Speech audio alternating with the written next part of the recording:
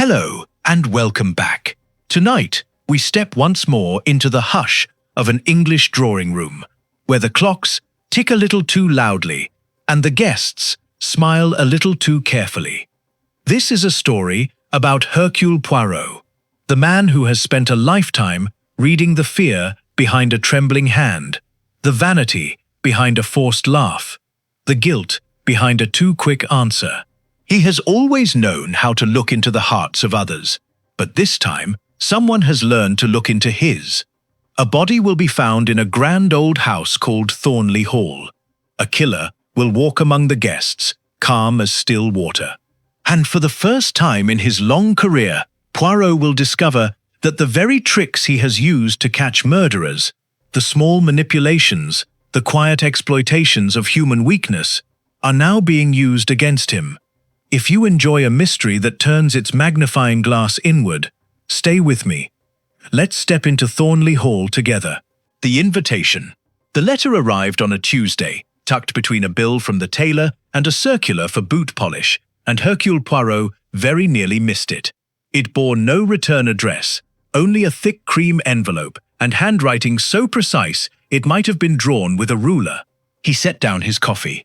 Black, exactly the correct temperature, for he had waited the correct 4 minutes, and slit the envelope with the small silver knife he kept for such purposes. Dear M. Poirot, I should be most grateful if you would join us at Thornley Hall this coming weekend. My father celebrates his 70th birthday, and I confess I have invited you for reasons beyond mere celebration. There is an unease in this house that I cannot name, and I trust no one more than yourself to name it for me.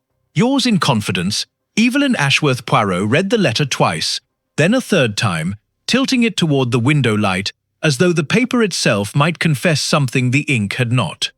He was not a man who enjoyed surprises, and yet there was something in the phrase "an unease I cannot name" that pleased the small, tidy corner of his mind reserved for puzzles. "George," he called to his valet, "we are going to the country." Thornley Hall sat upon a low hill some 2 hours from London, the kind of house that seemed to have grown out of the earth rather than been built upon it. Grey stone softened by 2 centuries of ivy, tall windows catching the last gold of the afternoon. Poirot's taxi crunched up the gravel drive as a peacock shrieked somewhere beyond the hedges, and he permitted himself a small grimace. He had never cared for peacocks. Vain, noisy creatures, forever certain of their own beauty. Perhaps not unlike some of the guests I am about to meet, he thought, and was rather pleased with the observation, though he would not have admitted this to anyone. Evelyn Ashworth met him at the door herself, a tall woman of perhaps 35, dark-haired, with the particular composure of someone who has spent years managing a household, and, Poirot suspected, a family. "M. Poirot, thank you for coming." Her handshake was firm, her eyes quick to assess him, and then, satisfied, to move on. "I hope the journey wasn't tiresome." "Not at all, mademoiselle, though I confess your letter has occupied my thoughts rather more than the scenery." A faint smile. "Good, I was hoping it would." She led him through a hall hung with the portraits of Ashworth's long dead, their painted eyes following him with the mild disapproval of the deceased for the living, and into a drawing room where the family had gathered for tea. "May I present my father, Colonel Ashworth." The colonel rose from his armchair with the stiff dignity of a man who had once commanded men, and now, Poirot suspected, commanded rather less, a household perhaps that no longer entirely listened to him. He was 70, silver-haired, with a moustache considerably less magnificent than Poirot's own, though he seemed to labor under the delusion that it was not. "Poirot, heard of you, of course. Belgian fellow, little grey cells, all that." The colonel's handshake was crushing, performative. "Glad you could come, though I can't imagine what my daughter's been filling your head with. Nothing wrong in this house that a good dinner won't cure. I have found, Colonel, that dinner cures a great many things. Murder, alas, is rarely one of them." The colonel laughed too loudly at this, and Poirot noted, filed away, as he filed away everything, that the laugh had come a half-second too late. Evelyn continued the introductions with the brisk efficiency of a woman reading a list she had memorized under duress. "My brother, Rupert. Rupert Ashworth was younger, perhaps 30, with his father's jaw and none of his father's certainty. He did not rise from his chair so much as unfold from it, offering Poirot a hand that was slightly damp. "Detective, is it? Evelyn does love her dramatics." He said this lightly, but his eyes did not match his mouth. "I hope you're not expecting a body, M. Poirot. We're frightfully dull out here." "I expect nothing, monsieur. I only observe." "And what do you observe now?" This came from the woman seated nearest the window. Beautiful, in the deliberate way of someone who had made beauty her profession, dressed a shade too fashionably for a country weekend. She had not been introduced, Poirot noted, and seemed content to remain so. "At present, mademoiselle, I observe that I have not yet been given the pleasure of your name." "Lucille Fenwick." She extended a hand heavy with rings. "I'm an old friend of the family." "Very old." A glance toward the colonel that Poirot could not quite decipher. Amusement, perhaps, or something colder beneath it. "And this," Evelyn said, her voice tightening almost imperceptibly, "is Dr. Hartley, my father's physician and closest friend." The doctor was a soft-spoken man of late middle age, spectacles perched low on his nose, a book of poetry. Tennyson, Poirot observed, resting closed upon his knee. "A pleasure, M. Poirot. Though I confess I share Rupert's hope that your visit remains entirely uneventful." "As do I, doctor, as do I." Poirot inclined his head, but his eyes had already moved on, cataloguing the room the way another man might catalogue silver. The colonel's too loud laugh, Rupert's damp handshake, Lucille's rings, and her unspoken glance, Evelyn's careful management of every introduction, the doctor's poetry held like a small shield against the conversation. 6 people, 1 weekend, and beneath the tea and the pleasantries, an unease that Evelyn Ashworth could not name. Poirot accepted a cup of tea he did not particularly want, and settled into his chair to wait for someone to give that unease a shape. He did not have to wait long. As the maid poured a second round of tea, a sudden crash sounded from the hallway, a vase perhaps, or a dropped tray, and for one unguarded instant, every face in that drawing room turned toward the sound with an expression Poirot recognized at once. It was not surprise, it was fear. The body in the library. The crash, it transpired, had been nothing more than a dropped silver tray. A young housemaid, mortified, gathering scattered spoons from the hallway floor, while Evelyn murmured reassurances. And yet Poirot found he could not set aside what he had seen. A dropped tray does not, in the ordinary run of things, summon fear to 6 faces at once. Startlement, yes. Irritation, certainly, from a household that valued its silver. But fear had visited that room like a draft under a door, and by the time the maid had finished her apologies, every face had smoothed itself back into politeness, as though nothing at all had happened. Curious, Poirot thought, and said nothing.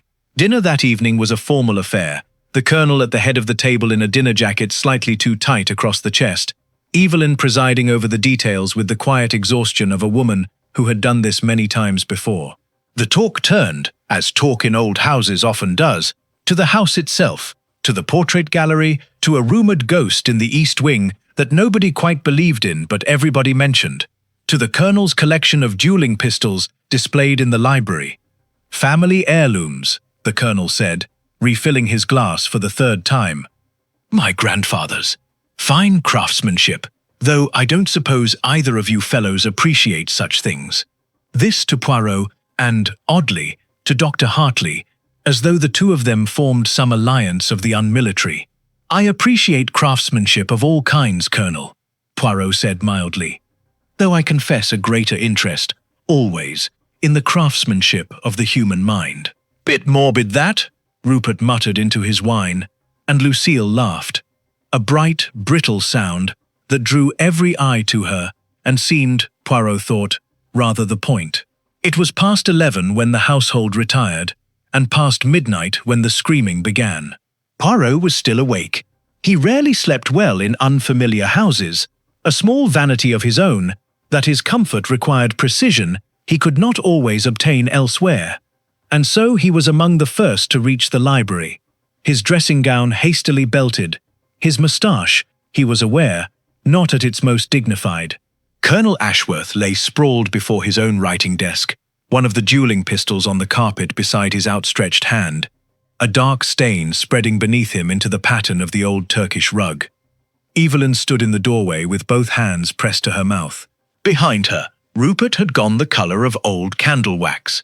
"Do not touch anything," Poirot said, and his voice, quiet, certain, cut through the rising panic like a blade through silk. "Mademoiselle Ashworth, I must ask that no one enters this room. Dr. Hartley, if you please." Hartley moved past him with the brisk competence of a man who had, Poirot suspected, seen death before, and knelt beside the colonel. It took only a moment. "He's gone," Hartley said quietly. "Shot through the chest. Recently, the body's still warm." "A suicide," Rupert said, too quickly from the doorway. "It must be. He hasn't been himself, not since." He stopped. "Since what, monsieur?" Rupert did not answer. Behind him, Lucille had appeared in a dressing gown of scandalous silk, her face pale beneath its usual composure, and it was she who spoke instead. "Since money troubles began," she said. "Everyone knew it. He'd been drinking more. Worrying more. I'm not surprised at all." Her voice was steady, almost too steady, and Poirot noted, filed away, that she alone among them had not asked to see the body, had not moved closer, had positioned herself instead near the doorway, with a clear line to the corridor. Poirot said nothing for a long moment. He crossed the room slowly, his eyes moving over the desk, the pistol, the position of the body, the angle of the wound as Hartley described it. Then he crouched, not without a small private grumble at his knees, which had opinions of their own about crouching at this hour, and studied the pistol without touching it. "This is one of a pair, is it not? This house's dueling set." "Yes," Evelyn said faintly. "There should be two. They're always displayed together, in the case above the mantel." Poirot looked up. The case above the mantel stood open, and within it, a single pistol rested alone in its velvet cradle. "Then we are missing nothing," he murmured, half to himself, except an explanation for why a man who wished to die by his own hand would first walk across the room to open a locked case, remove a weapon he might simply have reached for on the wall, and then return here to sit at his desk, when the case itself is a full 8 paces distant, and there is no key visible upon his person. The room went very quiet. "You're saying," Hartley said slowly, "that this wasn't suicide." "I am saying, Doctor, that a man in the act of taking his own life does not usually trouble himself with such careful arrangements. Suicide is, in my experience, an act of collapse, hurried, ugly, born of a moment too unbearable to endure a second longer. It is not, as a rule, tidy." Poirot rose, brushing invisible dust from his knees. "This, the open case, the missing key, the angle of that wound, which Dr. Hartley will confirm, is inconsistent with a self-inflicted shot at that distance. This has the shape of a performance. Someone wished us to believe a story. I do not yet believe it." He turned to face the small gathering in the doorway. Evelyn, ashen, Rupert, sweating despite the night's chill, Lucille, unnervingly composed, and behind them now, drawn by the commotion, Dr. Hartley's assistant and the household staff, half-dressed and wide-eyed. "I am very sorry," Poirot said, "for your loss. But I must tell you plainly, someone in this house has murdered Colonel Ashworth tonight, and has done so with considerable care. I would ask that no one leave Thornley Hall until I have understood why." It was Evelyn who broke the silence, her composure cracking at last into something rawer. "You said, in your letter, that is, I said in my letter, there was an unease I couldn't name." Her eyes met his, wet and desperate. "Is this what I felt? Did I know this was coming?" Poirot considered the question with more gravity than the moment perhaps required, for he had already begun, in the quiet architecture of his mind, to understand something about this house that troubled him more than the murder itself, that every person in that doorway had reacted to a dropped tea tray hours earlier, as though it had been a gunshot. "I do not yet know what you knew, mademoiselle," he said gently, "but I intend to find out. And I begin," he added, glancing once more at the empty space in the velvet case, "with whoever holds the key to that cabinet." No one answered him, but he saw, in the flicker of 4 sets of eyes toward one another and quickly away again, that the question had landed somewhere. It was not welcome. Threads and lies. By morning, the local police had come and gone. A young inspector named Marsh, freckled and earnest, who had taken one look at Poirot's card and, with the particular relief of a man handed a burden he did not wish to carry alone, had all but begged him to continue the inquiry. "We haven't the staff for this sort of thing out here, M. Poirot. A country house, a family like this. I'd be grateful for your eyes." Poirot had accepted with the appropriate modesty, which is to say, very little modesty at all. He established himself in the morning room, a smaller, sunnier chamber than the library, which Inspector Marsh had sealed with the reverence of a man sealing a cathedral, and began, one by one, to summon the household. Rupert Ashworth came first, and sat with the particular stillness of a man determined not to fidget, which produced, inevitably, a great deal of fidgeting. "You inherit, I think, a great deal," Poirot said, without preamble. Rupert's jaw tightened. "You might at least pretend to work up to it. I find directness saves us both a good deal of time, monsieur. Your father is dead. You are his son. These are facts, not accusations. Fine. Yes, I inherit the house, most of the estate. Evelyn gets an allowance and this bloody insulting little trust, as though she hasn't run this house single-handed for 10 years, while I—" He stopped himself. "While you what, monsieur? While I did nothing useful with my life. Yes, I know what people say. I know what my father said, often enough, and rather more loudly than I'd have liked." Rupert's hands, Poirot noted, had curled into fists upon his knees. "But I didn't kill him for money, if that's what you're building toward. I've wanted to be free of that house, of him, for years. I didn't need him dead. I only needed him to stop reminding me, every single day, exactly what he thought of me. There was real pain in this, Poirot thought, and real pain was rarely feigned convincingly by young men who fidgeted so honestly. And yet, where were you, monsieur, between 11 and midnight? In my room, reading. Alone? Yes. A pity, Poirot said. The truth so rarely comes with witnesses attached. He made a small note, not of guilt, but of the shape of an alibi, with no edges to hold on to, and let Rupert go. Lucille Fenwick arrived next in a morning dress considerably more subdued than the silk of the previous night, though her composure had returned in full, polished, and impenetrable as lacquer. "You are, I think," Poirot began, "not merely an old friend of this family. Aren't I?" A faint smile, unbothered. Old friends do not usually receive, upon a man's death, the particular expression I observed on your face last night. An expression I would describe, mademoiselle, as grief wearing the mask of composure, rather than composure wearing no mask at all. Something flickered behind her eyes. Surprise, he thought, that he had seen so precisely what she had worked so hard to conceal. "The Colonel and I," she said, after a moment, "were to be married, quietly. In the autumn, his children didn't know." Her hands, folded in her lap, tightened almost imperceptibly. Rupert would have hated it. Evelyn would simply have been afraid of what it meant for her position in that house. So we said nothing. And now he is dead, and your engagement dies with him, and no one grieves for you at all, because no one knows there is anything to grieve. For the first time, the lacquer cracked. "Yes," she said quietly, "that is precisely it."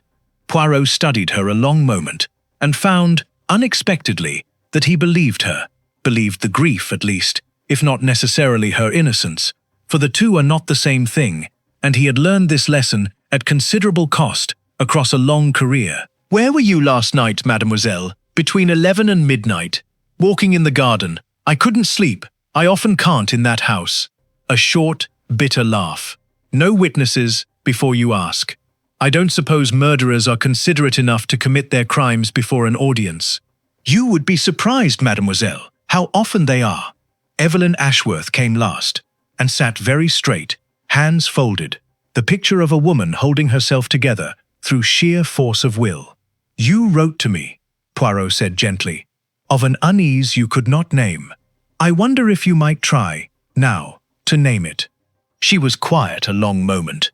My father had grown strange these last months. Secretive. He would lock himself in the library for hours. Once I heard him, arguing, I thought, though there was no one else in the room, talking to himself perhaps, or to someone on the telephone, though the line only rings down here twice a week. She shook her head. I put it down to his age, to the drink.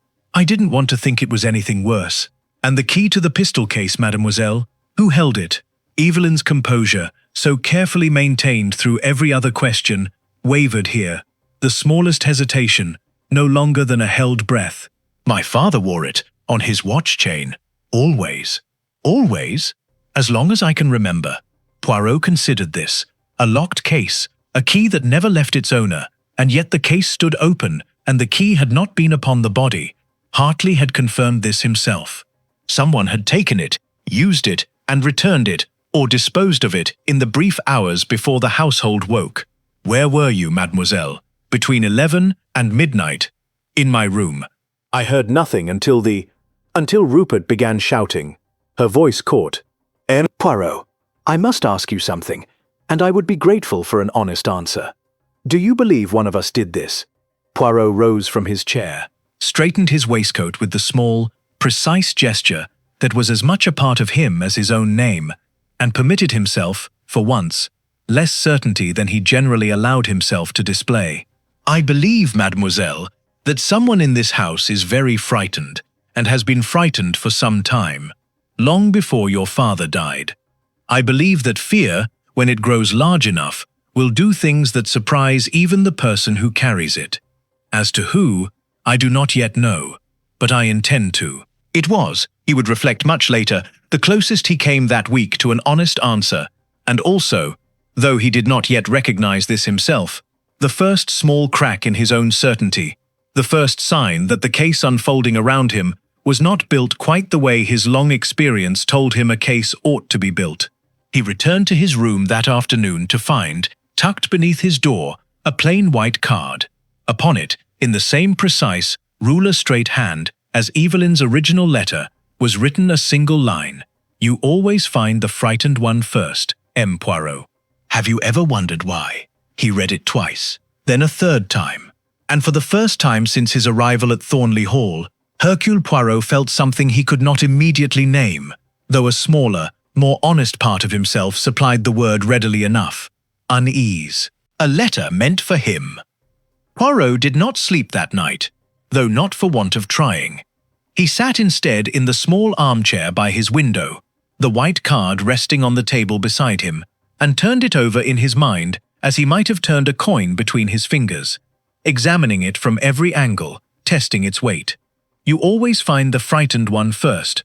Monsieur Poirot, have you ever wondered why? It was, he told himself, a very simple observation, and simple observations were often the cleverest kind. Precisely because they wore the costume of innocence. He had, indeed, always found the frightened one first. It was the foundation of his method, the quiet engine beneath 40 years of solved cases. A guilty man conceals his fear beneath bluster. An innocent man conceals his fear beneath apology. But fear itself, fear is always present, in the guilty and the innocent alike. And Poirot had built an entire career upon learning to read it, to press gently upon it, to watch what a person did when that fear was made to feel seen. He had never thought of this as anything other than a gift. Tonight, for the first time, he wondered whether it might also be described, by someone less charitable than himself, as a kind of exploitation. Ridiculous, he told himself, and rose to pour a glass of water he did not want, merely to have something to do with his hands. I do not manipulate. I observe. There is a considerable difference, and yet the note had been left for him alone, tucked beneath his door, by someone who knew not only that he had questioned Rupert, Lucille and Evelyn that afternoon, but who knew, precisely, unnervingly, the method by which he had questioned them.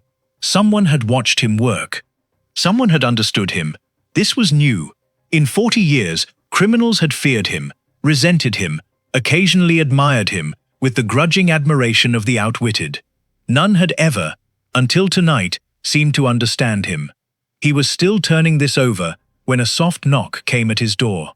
So soft, he nearly mistook it for the wind. He opened it to find Dr. Hartley standing in the corridor, dressing gown belted, a candle in one hand, his usual composure somewhat diminished by the hour. "Forgive me, M. Poirot. I saw your light beneath the door. I couldn't sleep either, and I find I have something I ought to have told you this afternoon, and did not." Poirot stepped back to admit him, and Hartley settled into the chair opposite, setting the candle upon the table beside the white card, which he did not appear to notice.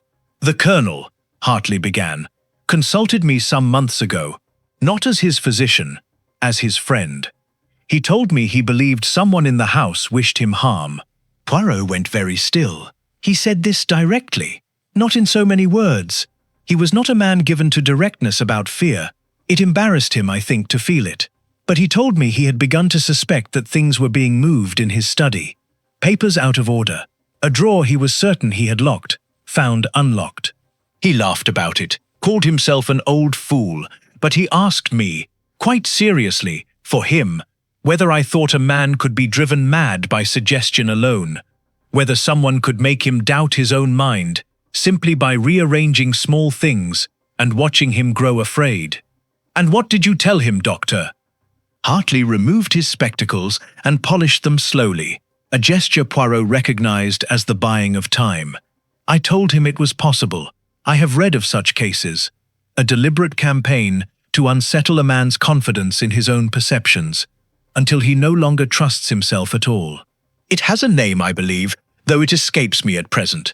I told him to trust his instincts and to tell me if it continued. Did it? He never mentioned it again. I assumed, I hoped, it had stopped." Hartley's voice dropped. "I see now that I was wrong to hope." Poirot sat with this for a long moment, the small clockwork of his mind turning it over, fitting it against everything else he had observed. The fear in the drawing room at the sound of a dropped tray, Evelyn's account of her father talking to an empty room, the missing key, the performance of a suicide, too carefully staged to be believed. A pattern was assembling itself, and Poirot did not care for its shape, because it was, unmistakably, his shape.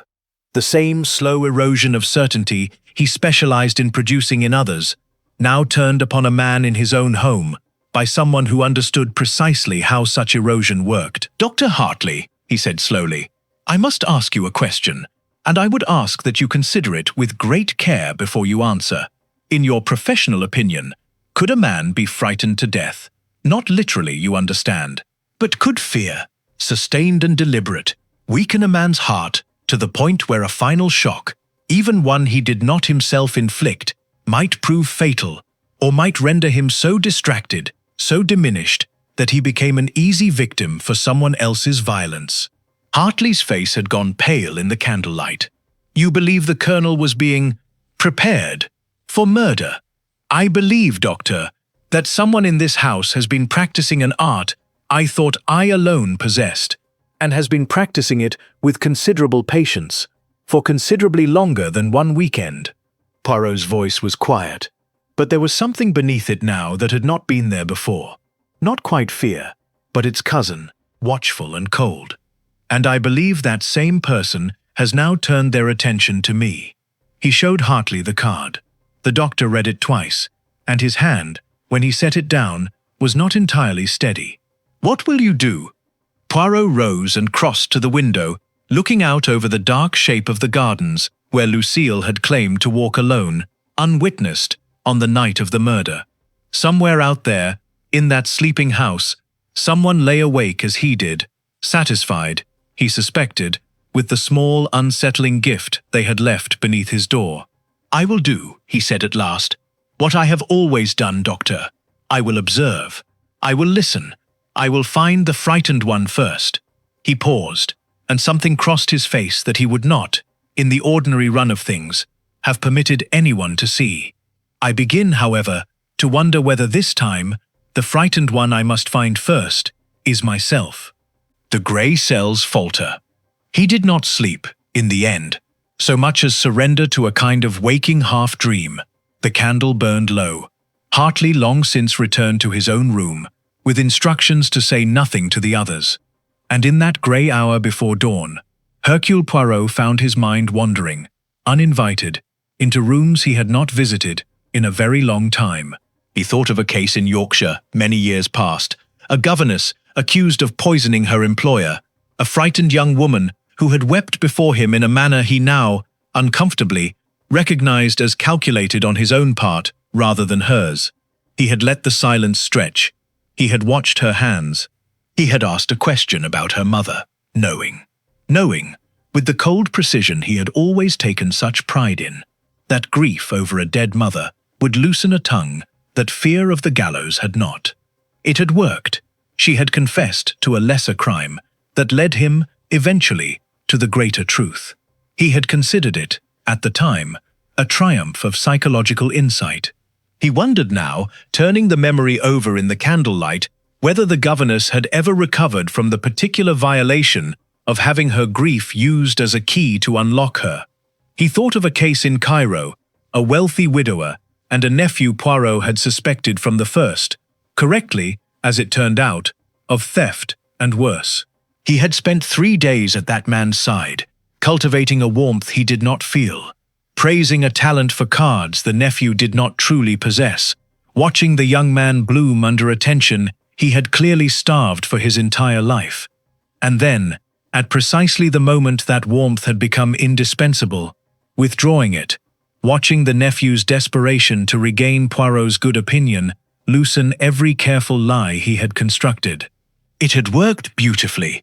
Poirot had been rather proud of it, had told the story once or twice at dinner parties as an example of his method's elegance. Elegance, he thought now, and the word tasted differently than it once had. Or cruelty, dressed in a better coat. He thought of a dozen cases more. The widow whose loneliness he had exploited over a fortnight of manufactured companionship. The clerk whose terror of poverty he had deliberately inflamed until the man broke and confessed to a fraud he had, admittedly, committed, but had been driven to by a wage so small it barely fed his children. The young man in Antwerp, decades ago now, whose fear of his own father Poirot had used so precisely that the boy had, within the week, taken his own life, innocent, as it transpired, of the crime Poirot had been investigating, guilty only of a smaller theft, unrelated to the murder, and utterly unable to bear the shame Poirot's questioning had unearthed and exposed before his entire family. He had told himself, at the time and every time since, that this last case was an aberration. A tragedy, yes, but not a failure of method, merely a failure of a fragile young man to survive scrutiny that a more resilient soul would have weathered. He had not thought of that boy in a very long time. He found, tonight, that he could remember the exact shade of grey his eyes had been. Have you ever wondered why? The card's question, which he had dismissed as mere provocation, settled now into something heavier. Not an accusation from a stranger, but an echo of a question he had, perhaps, owed himself for a very long time and had been too well defended, too pleased with his own cleverness, to ask. He had always told himself that his gift was observation, that he merely saw what others concealed, and that the seeing itself was innocent, a matter of intelligence rather than manipulation. But sitting now in the grey pre-dawn light of a stranger's guest room, he could no longer entirely believe this comfortable distinction. To see a man's fear was one thing, to press upon it, deliberately, precisely, until it produced the reaction one required. This was not merely seeing. This was authorship. He had spent 40 years writing the endings of other people's confessions, and had called it detection, and had never once, until a killer had shown him his own reflection in a stolen card slipped beneath a door, paused to ask what right he possessed to do so. He rose, finally, as the first grey light touched the window, and caught his own reflection in the small mirror above the washstand. An old man, he thought, with tired eyes and a moustache that this morning seemed less an achievement than an affectation, a thing constructed to project a certainty he was no longer entirely sure he possessed. "You have built your reputation upon other people's weaknesses," he told the reflection, not unkindly, but not gently either. "And now someone in this house has built a trap from yours. What then, Hercule, is your weakness? What is the fear this person intends to press upon, as you have pressed upon so many others?" He did not yet have an answer, but he suspected, with the particular dread of a man who has spent his life avoiding a certain door and has just heard someone knock upon it from the other side, that he would not enjoy discovering one.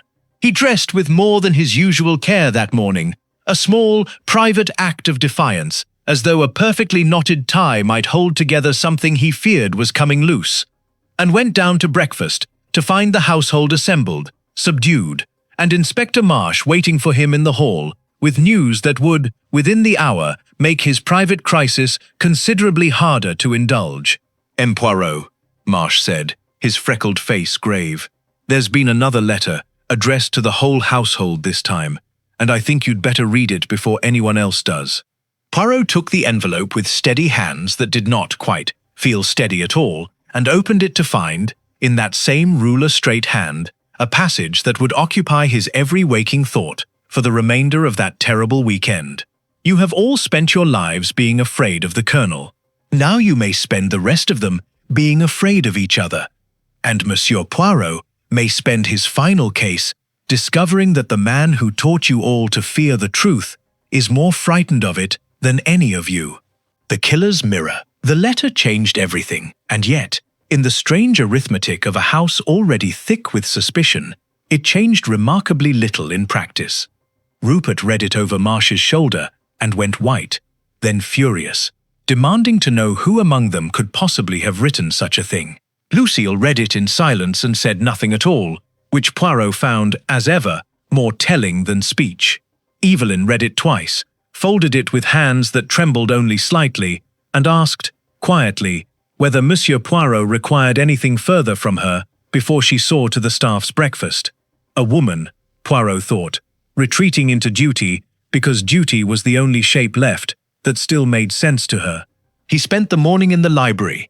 Marsh, having at last relented on the seal, provided nothing was moved, reconstructing, chair by chair, the last hour of the Colonel's life. He measured the distance from the writing desk to the pistol case.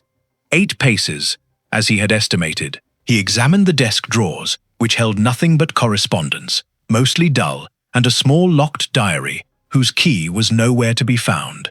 Another lock, another missing key. And Poirot noted this with the particular weariness of a man watching a pattern confirm itself against his wishes.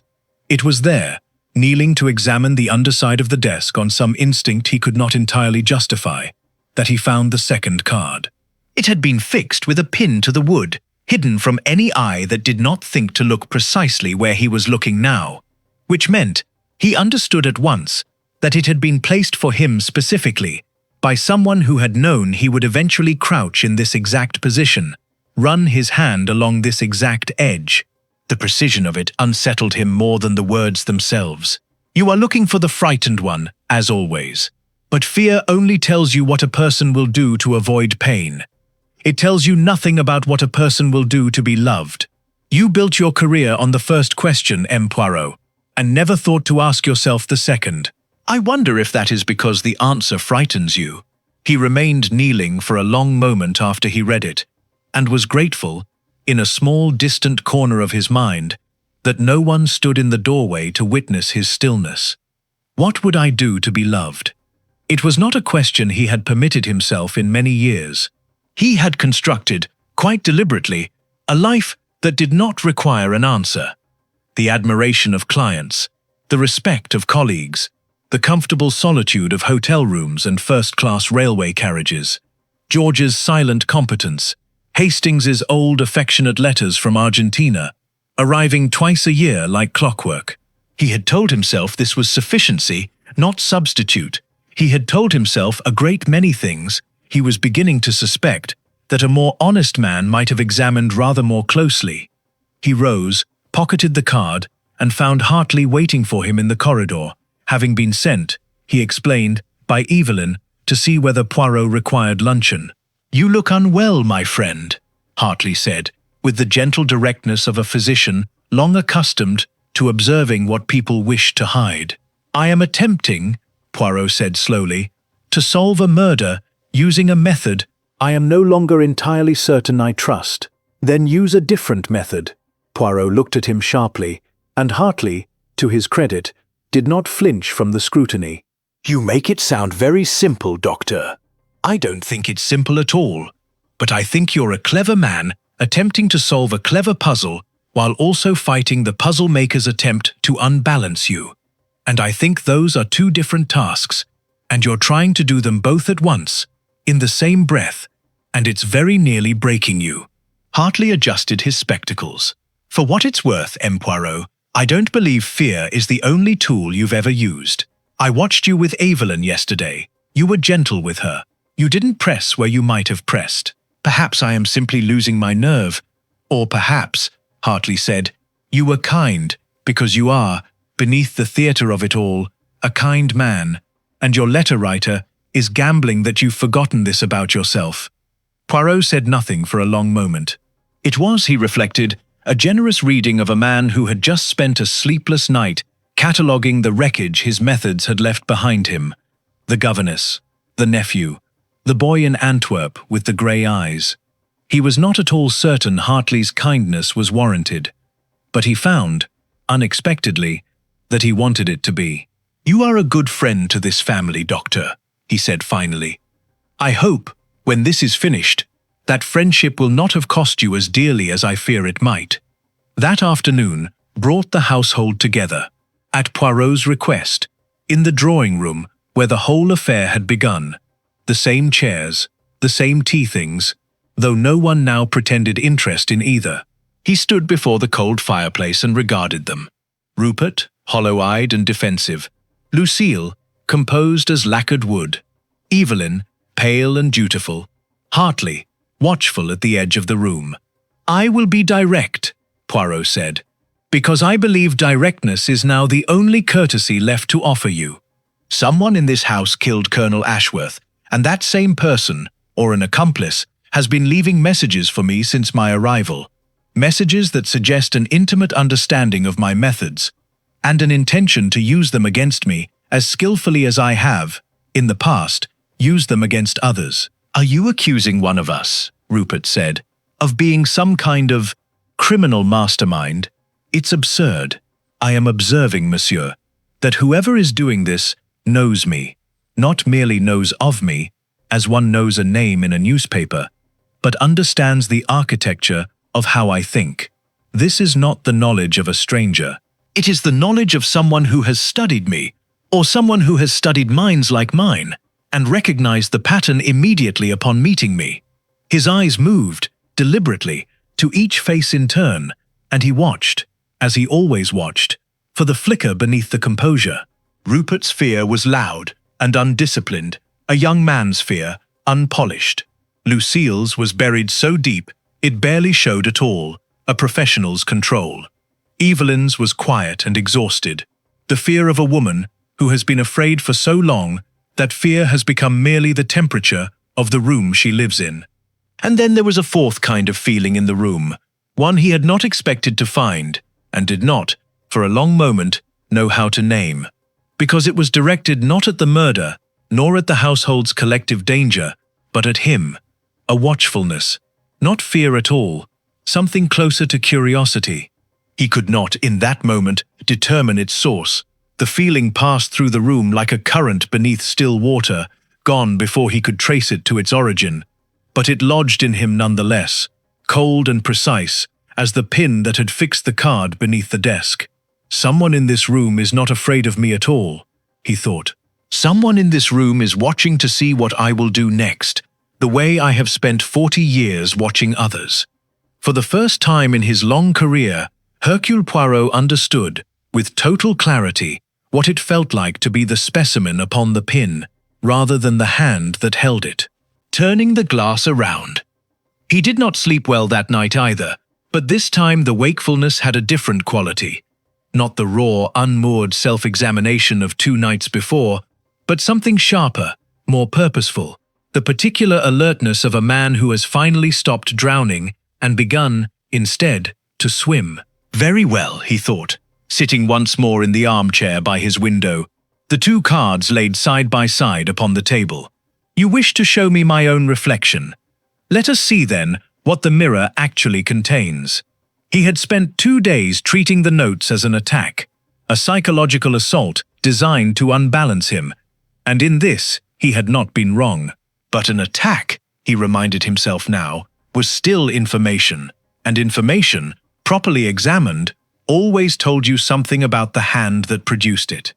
He had spent his whole life reading what fear revealed in others.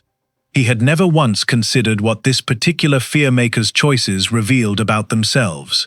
He took a sheet of hotel paper and began, methodically, to write.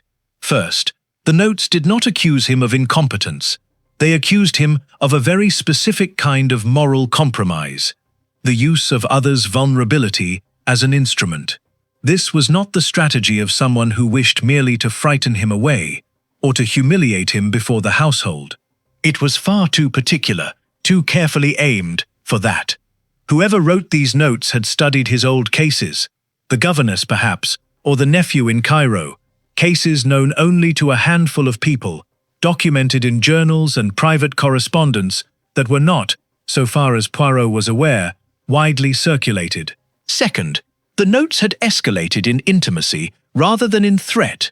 The first had been almost playful, an observation, a provocation.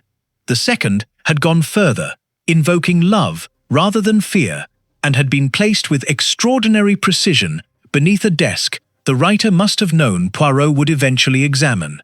This was not the behavior of someone protecting themselves from discovery. It was the behavior of someone who wanted to be understood, who was, in some twisted fashion, reaching toward him rather than merely striking at him. Third, and this was the observation that made Poirot set down his pen and sit very still in the lamplight. Both notes had been left in places Poirot alone would find them. Beneath his door, beneath the desk he alone had thought to examine. The household letter, sent to everyone, had been a different instrument entirely, cruder, more theatrical. But the personal notes were not messages to a suspect pool. They were messages to a correspondent. Someone is not merely trying to defeat me, he thought. Someone is trying to talk to me. And the only reason to disguise a conversation as a threat is if the speaker does not believe they would be heard any other way. He thought again of that fourth emotion in the drawing room. Not fear, but watchfulness, curiosity, something almost like hope, buried so deep beneath composure that he had nearly missed it entirely. By morning, he had a plan, and it required him to do something he had not done in the whole of his long career, to offer his own vulnerability, deliberately, as bait. He summoned the household once more to the drawing room, and this time he did not stand before the fireplace with the confident stillness of a man in possession of every answer. He allowed himself, instead, to appear precisely as tired as he felt. "I have made errors in my career," he said quietly, without preamble. "I did not come to this house prepared to say such a thing, and I confess it costs me something to say it now. There was a young man in Antwerp many years ago whose fear I used so precisely, in pursuit of a murderer, that I broke something in him that was never guilty of anything but a small, foolish theft. He took his own life within the week. I have not spoken of him in a very long time." He paused. "I tell you this, not for sympathy, but because I believe someone in this room already knows it, and has been waiting, I think for some time now, to see whether I was capable of admitting it unprompted." The silence that followed was total. Rupert stared at him, uncomprehending. Lucille's composure did not shift, but her eyes had sharpened, watching him with an intensity that had not been there before. Evelyn's hands, folded in her lap, had gone very still, and Hartley, at the edge of the room, wore an expression Poirot could not quite read. Pride, perhaps, or apprehension, or both at once. "I do not know," Poirot continued, "who among you has been leaving these notes for me. I know only that whoever it is, understands something about the architecture of guilt that very few people understand, the way it hides beneath performance, the way it mistakes exposure for punishment, when it is, in fact, so often a plea to be finally, truly seen. I have spent 40 years exploiting that need in others, without ever once extending it the courtesy of my own honesty in return. He looked slowly around the room. I am extending it now. Whoever you are, I am listening. For a long moment, nothing happened. Rupert shifted uncomfortably. Lucille's gaze had not left Poirot's face, and then Evelyn Ashworth made a small sound, not quite a sob, not quite a laugh, and said, in a voice scraped raw and entirely unlike the composed tone she had maintained through every prior conversation, "Do you know what it is to spend 10 years managing a man's household and his moods and his temper, and to watch him fall in love with a woman half his age, who will inherit nothing because you have quietly, invisibly, made yourself indispensable to every function of that house, precisely so that he could never do without you, and to realize one day that indispensability is not the same as being loved, that it is, in fact, its own kind of prison." Her hands were shaking now, openly. "I did not write those notes, M. Poirot, but I understand every word of them better than you know. It was not," Poirot understood at once, "a confession. It was something else. A woman who had lived so long inside her own carefully suppressed resentment that the note's language of fear as currency had struck her like a struck bell, and the sound had simply, finally, escaped her.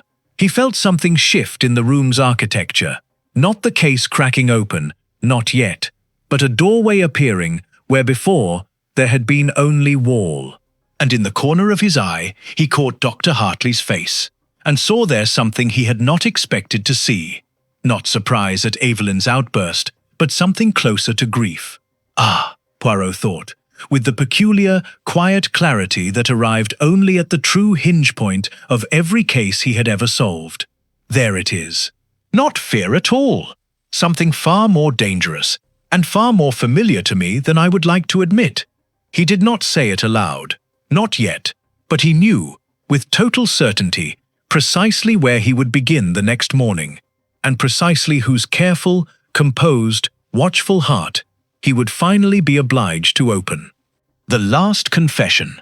He found Dr. Hartley in the library, alone, sitting in the very chair where the Colonel had died, the book of Tennyson open and unread upon his knee. "You are not reading it," Poirot observed, taking the chair opposite. "You have been holding that book for 3 days now, Doctor, and I do not believe you have turned a single page." Hartley did not look up. "It was a gift. From Evelyn, some years ago. I find I like to hold it more than read it, because it reminds you of her." Hartley's hand closed slightly upon the cover. "You've come to accuse me, then?" "I have come," Poirot said gently, "to finish a conversation we began several nights ago, when you told me a man could be frightened to death, or frightened into carelessness, into vulnerability, into the perfect posture for a murder that would look, to any ordinary eye, like despair turned inward. You described this to me, Doctor, with the fluency of a man reciting something he had studied, or something he had practiced." The silence stretched. Outside, a peacock cried once and fell quiet. "I loved her," Hartley said finally, so quietly that Poirot had to lean forward to hear it. "Evelyn. For longer than I can properly account for, since she was a girl of 20, arranging her mother's funeral flowers with more composure than any child should have to possess, while her father stood in that same doorway, complaining that the lilies were the wrong shade of white." His voice had gone somewhere distant. "I watched him consume her, M. Poirot, for 15 years, not cruelly. He was never cruel in any way a court could recognize.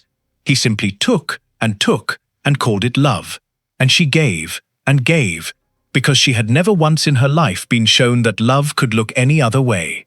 And so you decided," Poirot said, "to free her." "I decided to frighten him." Hartley's eyes lifted at last, and there was no defiance in them, only a terrible, exhausted honesty. "That was all at first. I had read of such methods, the deliberate unsettling of a man's confidence in his own mind. small deceptions compounding into larger doubts, until the victim no longer trusts his own perception of reality. I moved his papers. I unlocked drawers he was certain he had locked. I wished only to weaken him, to make him dependent, frightened, malleable, so that when I finally suggested he ought to release Evelyn from the burden of managing his house, ought to allow her some life of her own, he would be too unsteady to resist me, as he had resisted every gentler appeal for a decade. He laughed, a broken, humorless sound.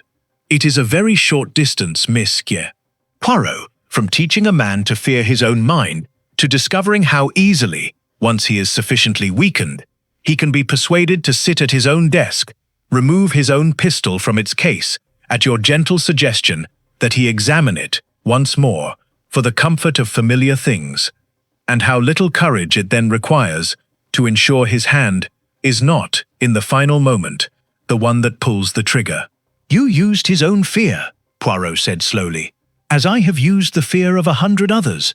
You built him into a man who could be led, gently, toward his own destruction, and called it, what, Doctor? Mercy? Justice? I called it love, for longer than I should have. Hartley's composure had entirely dissolved now, and what remained beneath it was something closer to grief than guilt. I did not intend murder, not at first. I intended only to weaken his hold on her. But the method has its own gravity, M. Poirot. You, above all men, should understand this.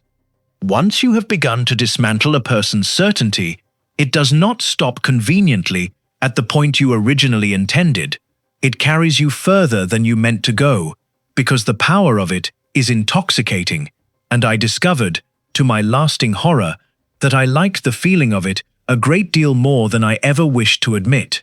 And the notes, Poirot said. You left them for me, because I recognized you the moment you walked through that door. For the first time, something like warmth entered Hartley's ravaged voice. I have spent my whole career studying minds. M. Poirot, and I knew within an hour of meeting you that I was looking at a man who had built an entire life's work from the very method I had only just discovered the dark edges of. I think I wanted you to see what I saw, not to defeat you, to warn you. I thought, if I could show you the shape of what this power becomes when it is not questioned, when it is permitted to run unchecked by any conscience but its own certainty of its own goodness, that perhaps you might recognize the road before you walked as far down it as I had. Poirot sat for a long moment in silence, the weight of this settling upon him with a gravity he had not anticipated.